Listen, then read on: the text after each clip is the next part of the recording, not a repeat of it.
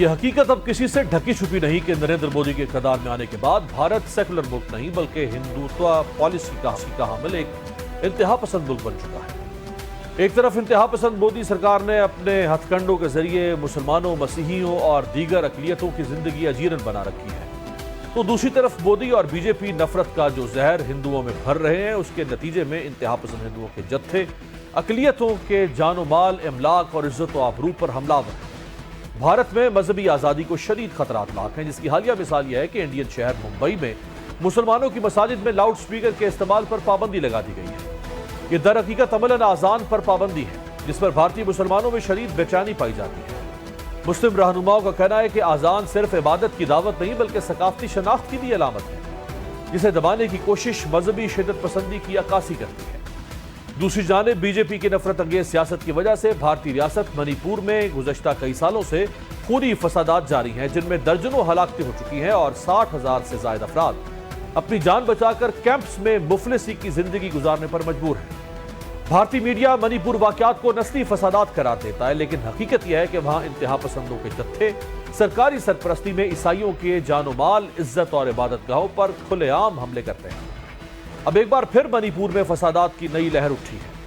گزشتہ 2 ماہ کے دوران بھارت کی شمال مشرقی ریاست منی پور میں میتی برادری کے انتہا پسندوں نے ہندو اکثریتی علاقے امپھال میں پولیس اسٹیشن سے 4,000 سے زائد ہتھیار چوری کیے اور پھر 2 مرحلوں میں خونی فسادات کا سلسلہ شروع ہوا۔ یہ مسلح جتھے مسیحی کوکی برادری پر دن دہاڑے حملے کرتے ہیں، لیکن حکومت نے منی پور میں انسانی حقوق کی تنظیموں، صحافیوں اور عالمی مبصرین کی رسائی کو روکنے کے لیے ریاست بھر میں انٹرنیٹ کی بندش اور آزاد نقل و حرکت پر سخت پابندیاں عائد کر رکھی۔ اس سے قبل رواں سال فروری میں بھی خونی فسادات ہوئے تھے، جس میں بڑی تعداد میں ہلاکتیں ہوئی، جس کے بعد منی پور کے وزیر اعلیٰ نے استعفیٰ دے دیا تھا اور ریاست میں صدر راج نافذ کر دیا گیا تھا۔ اہم بات یہ ہے کہ مسیحی کوکی قبائل کے نے میتی قبیلے اور نریندر مودی کی بی جے پی سے تعلق رکھنے والے اراکین پر حملوں میں ملوث ہونے کا الزام لگایا تھا اور ان کی برطرفی کا مطالبہ کیا تھا۔ بھارت کی شمال مشرقی ریاست منی پور کی 32 لاکھ آبادی میں سے تقریباً 53% ہندو میتی قبائل پر مشتمل ہے، جبکہ 40% کا تعلق مسیحی کوکی اور زومی قبائل سے ہے۔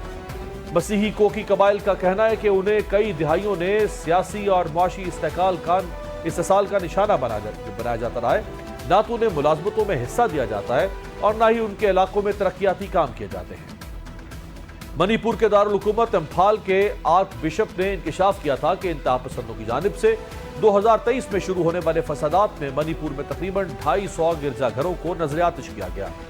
منی پور میں حالیہ فسادات کے پیچھے مبینہ طور پر بی جے پی کی گندی سیاست بھی کار فرما ہو سکتی ہے، کیونکہ 2024 کے انتخابات میں منی پور کی 2 نشستوں پر بی جے پی کو کانگریس کے ہاتھوں بدترین شکست اٹھانا پڑی۔ منی پور مسلسل جاری تشدد کو دبانے کے لیے نئی دلی حکومت نے وہاں ہزاروں کی تعداد میں فوج تعینات کر رکھی ہے۔ اپوزیشن کی کانگریس پارٹی کا کہنا ہے کہ بھارت کے ہندو قوم پرست وزیر اعظم نریندر مودی نے 2 برسوں میں منی پور کا ایک بھی دورہ نہیں کیا۔ رواں سال مارچ میں U S commission on international religious freedom کی رپورٹ میں کہا گیا کہ 2024 میں